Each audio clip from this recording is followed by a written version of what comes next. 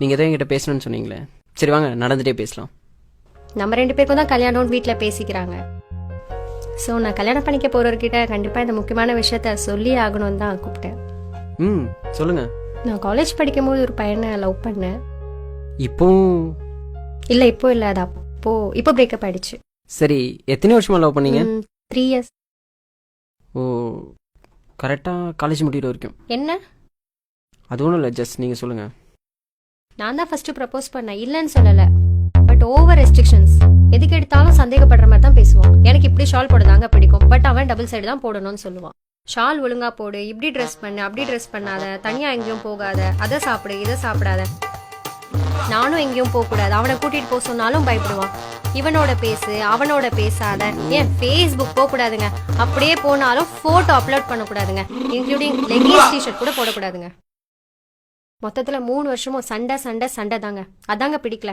இனிமேலாவது என் லைஃப் எனக்கு பிடிச்ச மாதிரியும் எங்கள் அப்பா அம்மாவுக்கு பிடிச்ச மாதிரியும் இருக்கணும்னு நினைக்கிறேங்க. பா, உண்மையிலே சூப்பருங்க. என்கிட்ட, அதாவது உங்கள் லைஃப் பார்ட்னர்கிட்ட இதை பற்றி சொல்லணும்னு நினச்சிது. இதை நீங்கள் என்கிட்ட சொல்லாமல் மறைச்சிருந்துருக்கலாம். பட் லைஃப் ஃபுல்லாக என்கிட்ட மறைச்சிட்டனோ, நான் உண்மையாக இல்லைன்னு நினச்சி ஃபீல் பண்ணிகிட்டே இருந்திருப்பீங்க. அப்படி தானே? இதை சொல்லிட்டா மட்டும் நம்ம ஃப்யூச்சரில் சந்தோஷமாக இருந்துட முடியுமா? இது ஏன் சொல்கிறேன்னா, அவரை விட்டுட்டு வந்த மாதிரி என்னையும் விட்டுட்டு போயிட்டீங்கன்னா, நான் என்ன சொல்ல வரேன்னா, அவர் சொன்ன விஷயங்கள்லாம் நானும் சொன்னால் என்ன செய்வீங்க? அவர் சொன்ன எல்லா விஷயங்களுமே உங்களுக்கு ரெஸ்ட்ரிக்ஷனாக மட்டும் தான் தெரியும். ஏன்னா நீங்கள் ஒரு பொண்ணு.